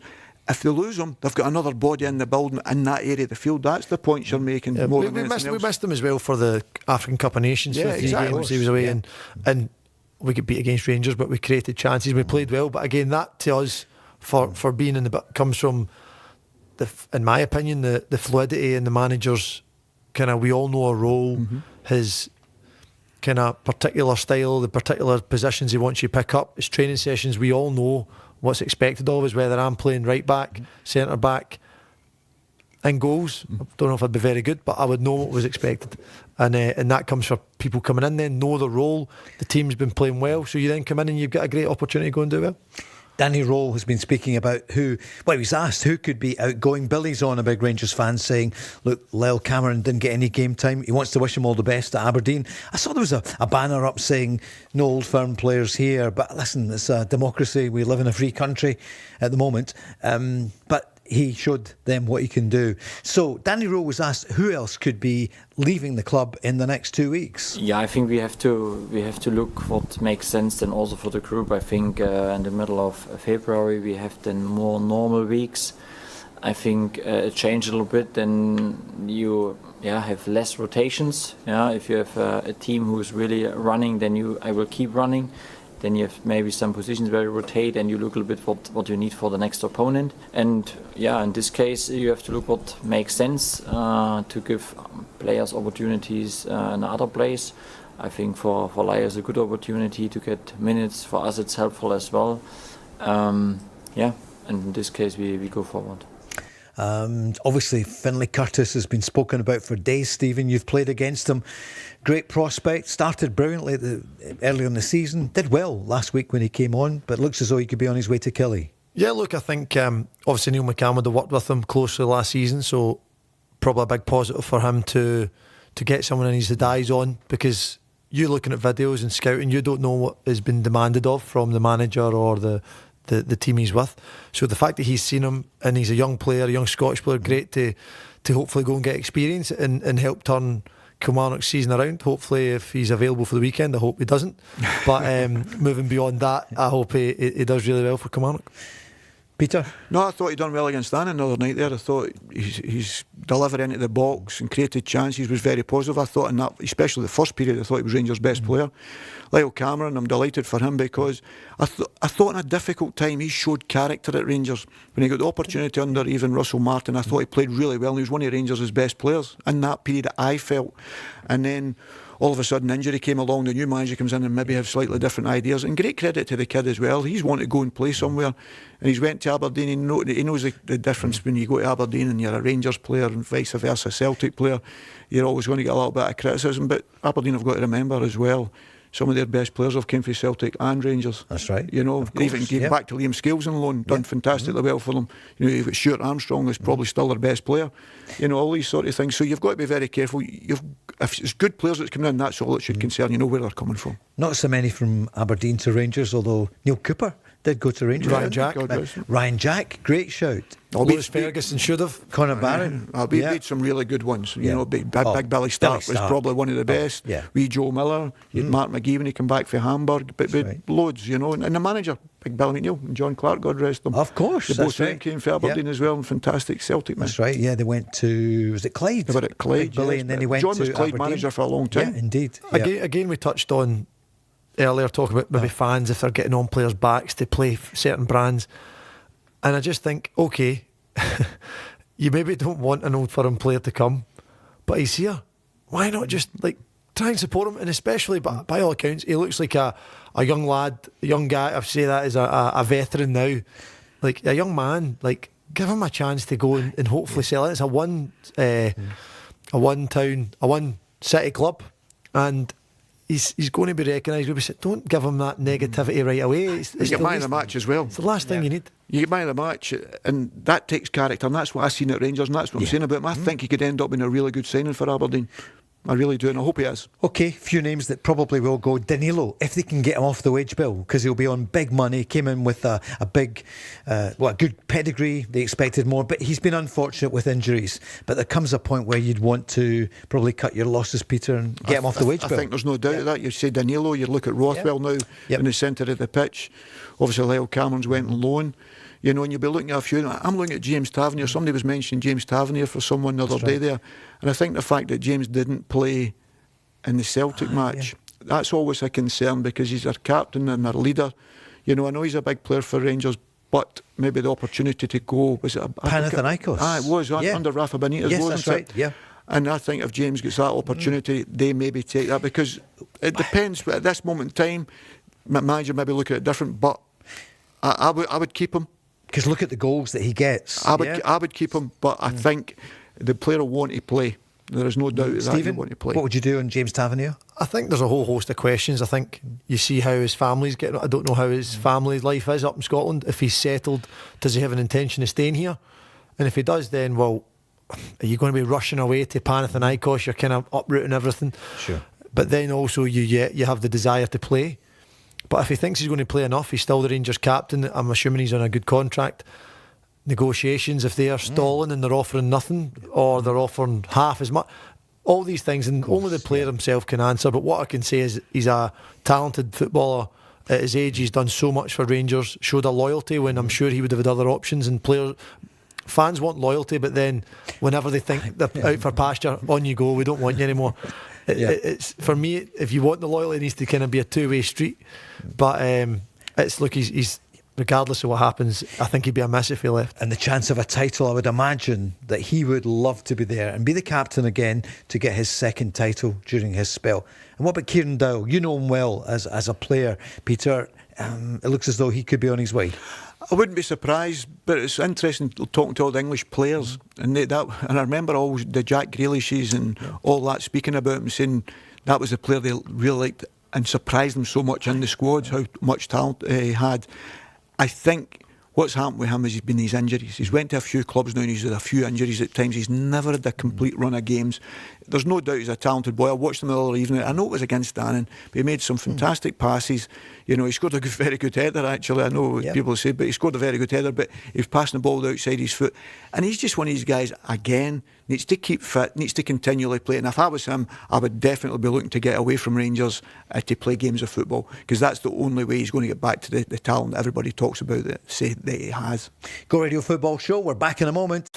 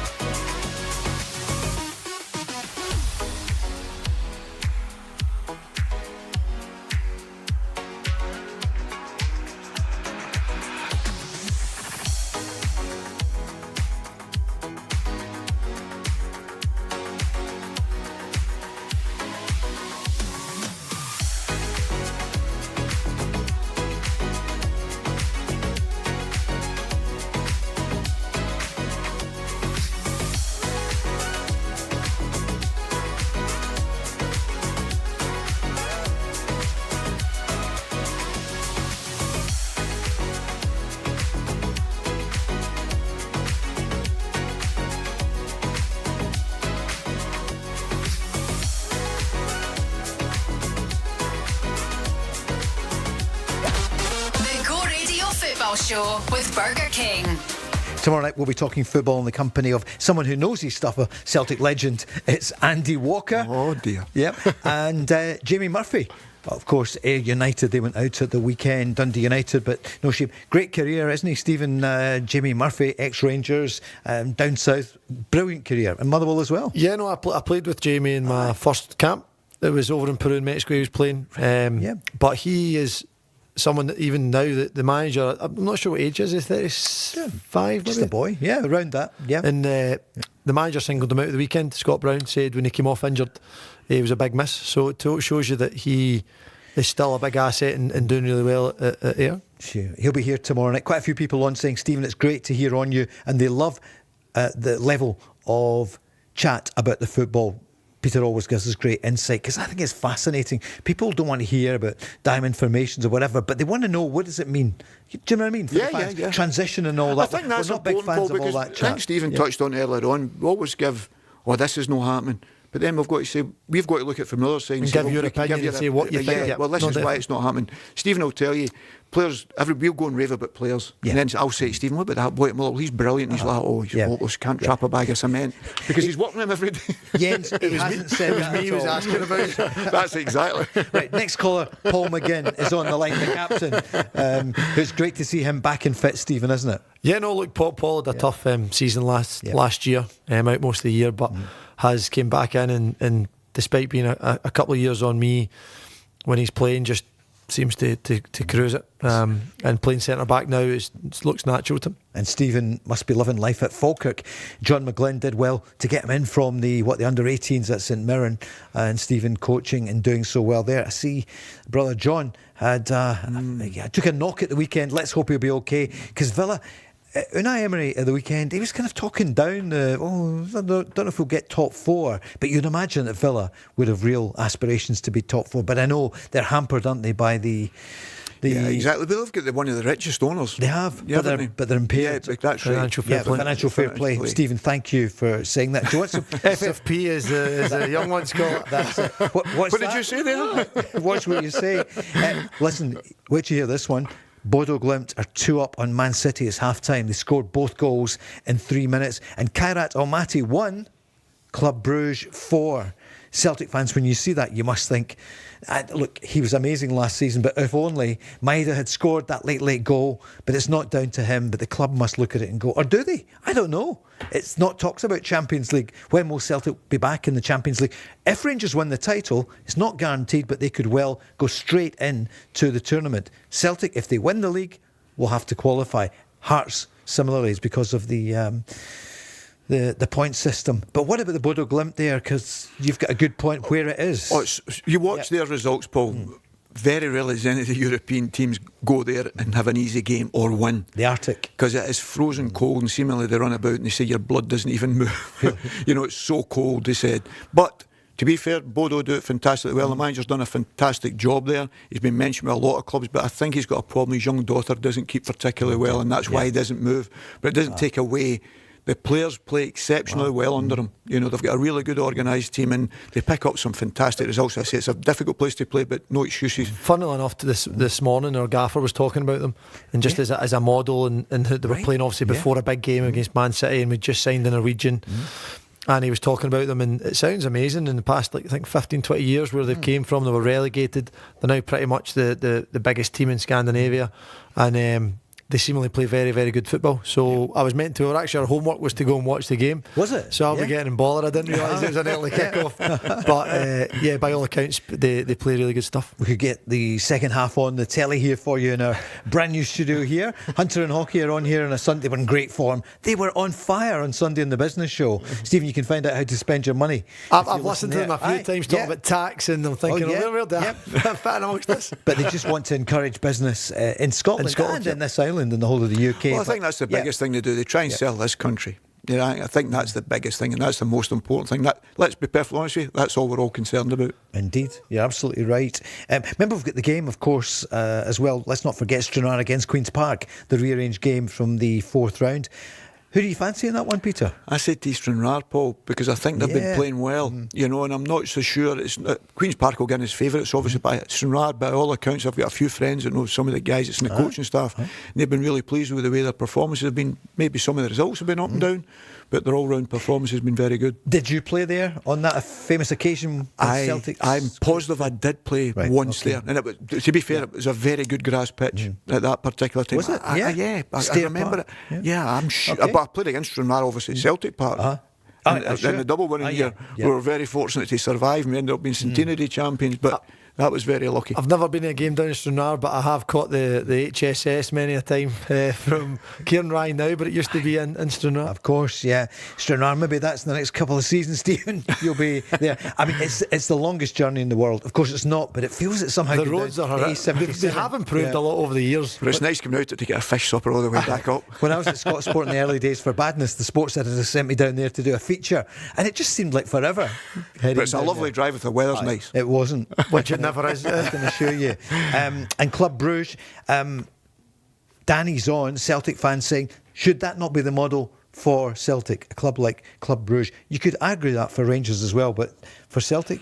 Well, we said that, Paul, we're talking about how could you look at each clubs and whatever, and you're saying Bruges, I think they've been in the Champions League in the last 12 years or something.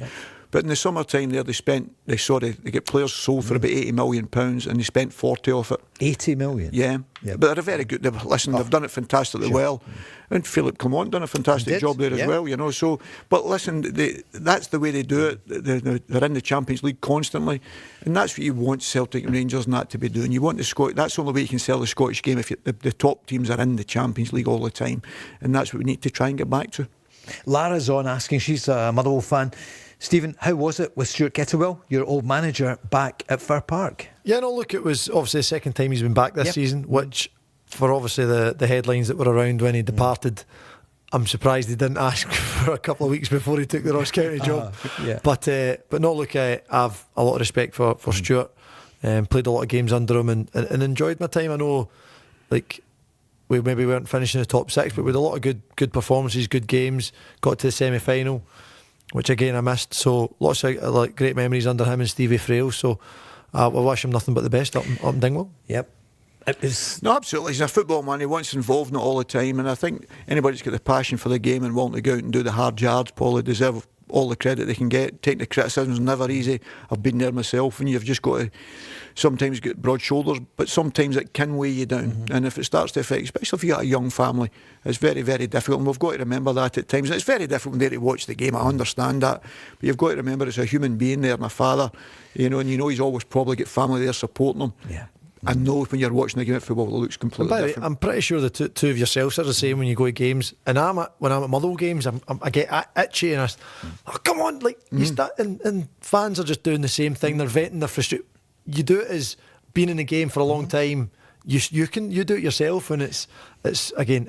I'm not saying it's always acceptable, but so you shout at the manager when you're not playing, do you? Not the manager, but the right back or the centre back, whoever it is. What about the news today that they say that with the World Cup coming, that Stevie Clarke could be dealt a new deal before the World Cup to keep him longer as manager of Scotland? So you know him so well. He was your manager at Kilmarnock. He's been a big part of your career. Stephen? No, the delays on it are that he's waiting to see if he can get me in his coaching staff. No, look, I obviously spent a lot of time with Steve Clarke and loved every minute of it again. Again, you have different styles, you have different setups. What will be interesting to me is if he wants to stay. He'd spoke before about maybe this being the last contract. That's right. And if it was to be, what a time. What a way to go out is qualifying for a World Cup, being factually the most successful Scotland manager. I think he's the only one that's qualified for 3, is it? Or 3 out of 4 anyway. It's hell of a good going. So what would be if he's wanting to take a step back or go into club management again, certainly would be a good time. But great to see if he signed a new contract. He said he was 75% certain this would be his last campaign, but that was last year, 2025. Peter, what do you feel? Yeah, I think if he goes in and plays the way they did in the Euros, I think he would leave it. You know, I think if he gets performances, especially the first one against Germany, I think he'll have learnt from that through experience, because sometimes that knocks you for 6 and you don't expect it. So if you had a good World Cup and you get that buzz again, then that's his biggest selling point. So it's really in Stevie's hands in that respect, because I think he would leave if it's not great, and if it goes exceptionally well, I think there's a lot of people will be champing his door. I think he would probably be. If I was a betting man, I would say leave. Obviously, because he gave me 75% chance he's going, but more so because he always spoke about a journey, trying to be on the journey with the squad. The squad is ageing. There is a lot of players older, possibly last tournament, and he has also completed said journey. Getting to the World Cup, it was the one he hadn't achieved. Being knocked out by Ukraine last time round, I was involved in it, and he was so disappointed. He wanted to try and take Scotland back to World Cup, and he's done that. So for me, I think it would be a great time for him to go. But obviously, if we do well, it'd be obviously you're not going to moan, or surely no one's going to gripe him getting a new contract if he got it. There's a big thing there as well, Paul. Stephen's just touched on it there. If a lot of these players, it's the last tournament, the worry's the next one for anything for Scotland, because I'm looking round about now and there's not a lot of Scottish players playing in the games, and we've spoke about it many times, and that's a rebuild. It's a worry for me, because we're going to be searching elsewhere.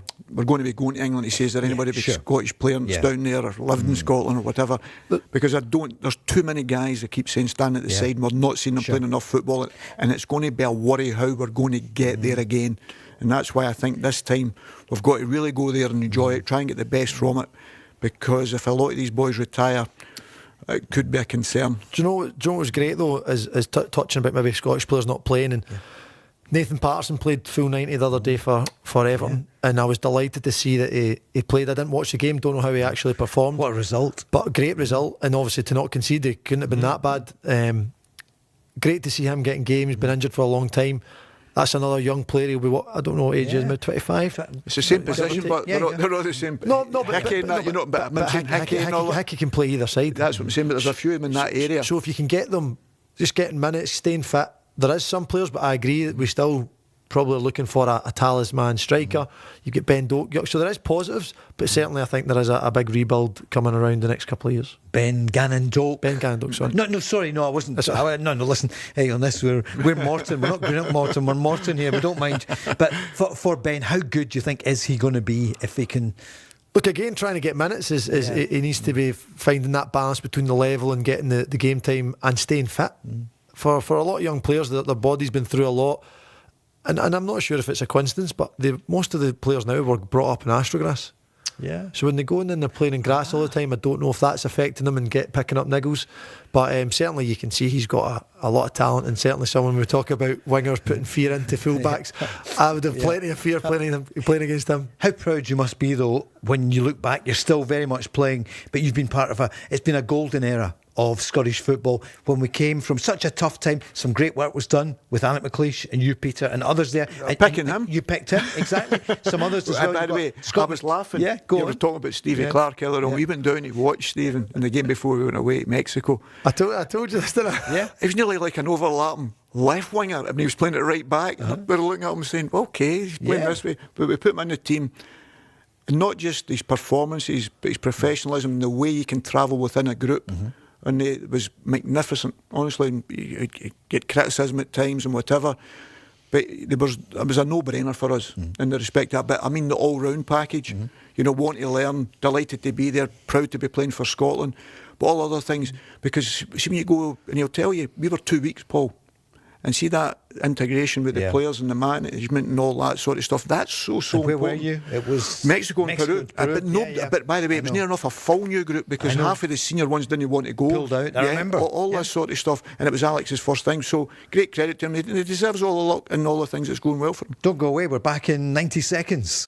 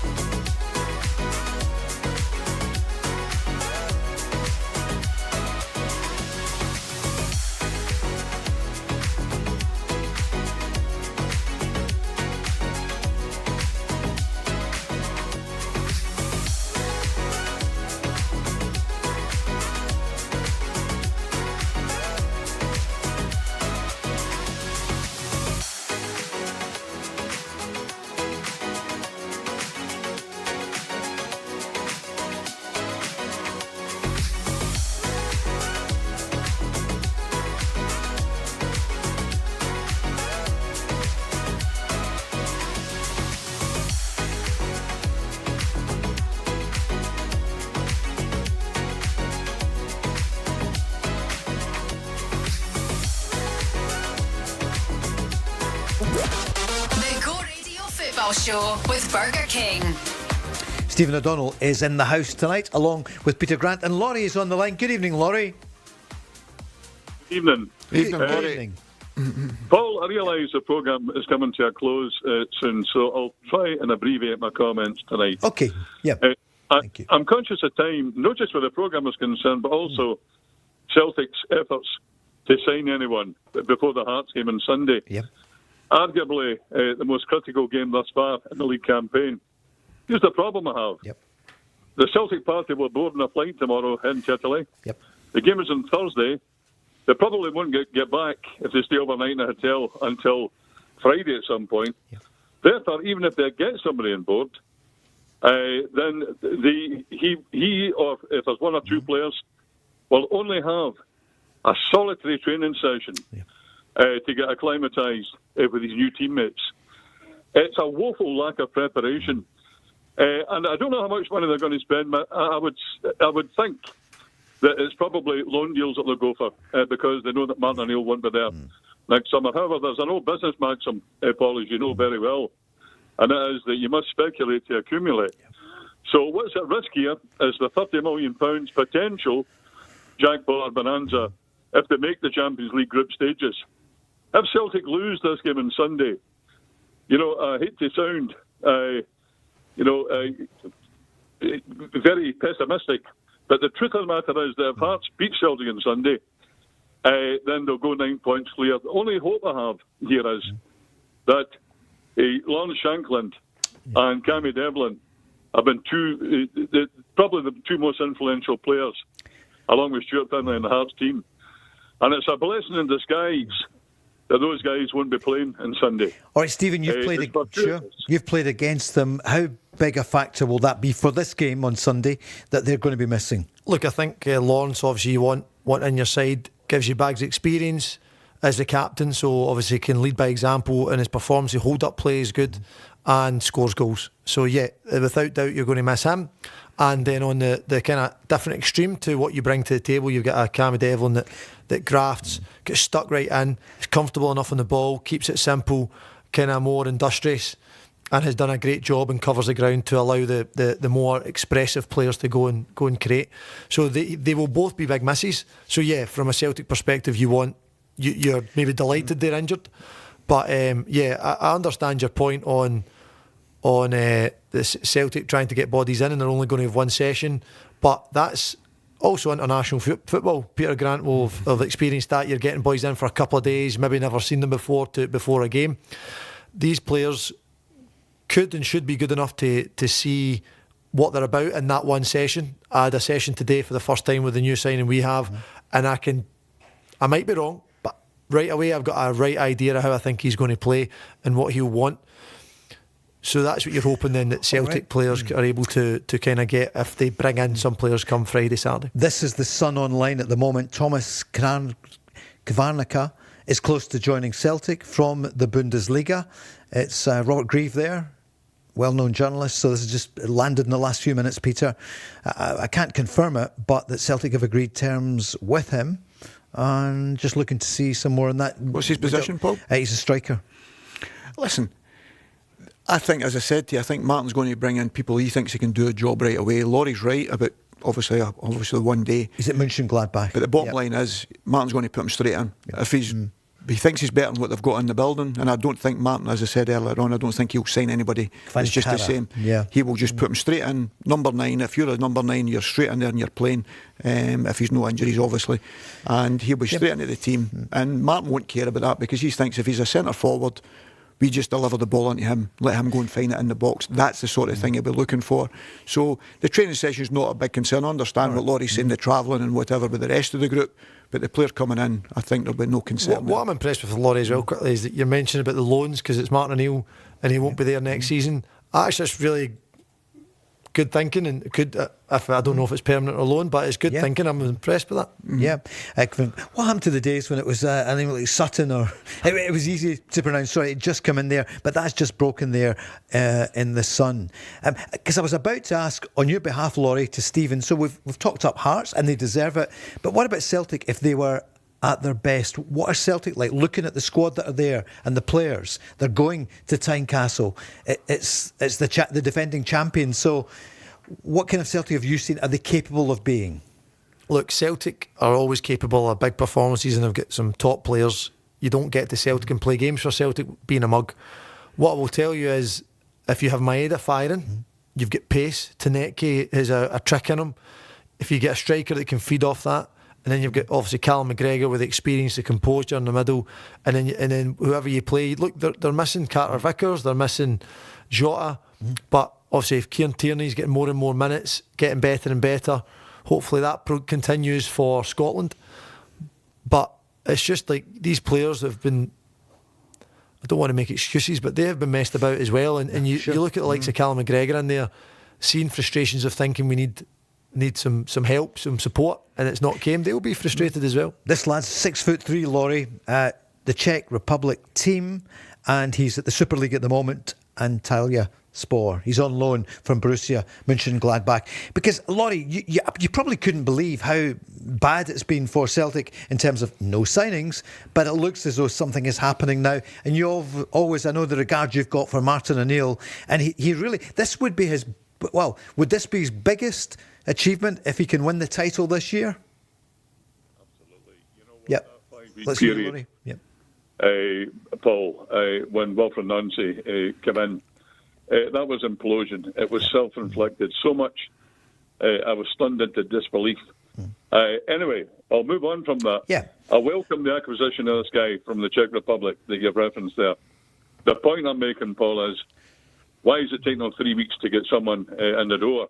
The preparation has hardly been ideal.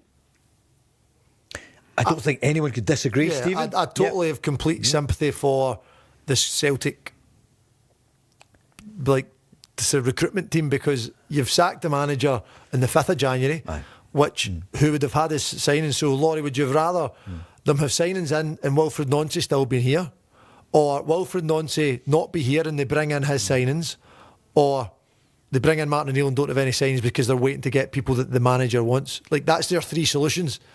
You're kind of, they're difficult unless there was anyone that stood out as a club signing. But I think with Nancy just coming in, it would have been very much focused on players to suit his system. Yeah. All right. The whole situation, Stephen, has been an unholy mess.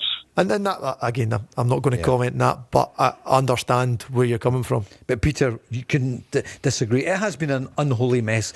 Look, there are people there who've worked really hard, who want to do well. I just don't understand how they got in this position. You can't defend it. And they brought in Wilfried Nancy knowing this was going to be a long-term thing. That's what they wanted, different style of play. But the week that was coming up, his first week, Hearts, okay, the European game, and then the cup final. Look, it's... But that's what I'm saying. The modern day game, they keep telling you about it, which I'll ask that question many times, but they could talk about it. That's why I think it's important. If you're a recruitment, you're recruiting for the football club or you're recruiting for the manager. Because if you're recruiting for the manager, you've got to recruit a manager similar to each one that you're getting rid of, or if he moves on, because then it's the same type of players then that he'll be quite comfortable in. Ajax and that done it all the years. They play 4-3-3. Sure. That was it. Celtic went completely different. So at a time when you're getting into a window, I said it, Paul, and as you said, even if it was Nancy that was getting the job, he should have stayed out the road to after the Rangers game. But even if it kept going as well as it was under Martin, I'd have said to him, listen, we're going to hold on to the summertime. If Martin, 45 seconds left, if Martin O'Neill delivers the title, would you give him another contract? No, this is his best title. And would you be saying Martin's signed for another year? I would definitely have him at the Celtic Football Club, 100%. 100%. Whether it's a new manager coming in and Martin, because it depends. Because we're talking about, he's got the game Thursday and he's travelling all the time. Does Martin want to continue to do that? Has he got the energy to do it? He will tell you yes, but that's yes when you've got Henrik Larsson and all that with you. This is a completely different group that Martin's got, and I know Martin must be looking at it. Martin is getting a tune out the boys. There's no doubt of that, but I think I would definitely have Martin O'Neill at the football club in one way or another. Laurie, thanks for your call in to everyone. Stephen, thanks for coming in. Great to see you. Thanks for having us as always. Good luck for the game this weekend, and we'll see you hopefully very soon. Peter, it's a pleasure, Paul. Thanks so much. We're back tomorrow night with Andy and Jamie Murphy. Have a great night. Back tomorrow at 5.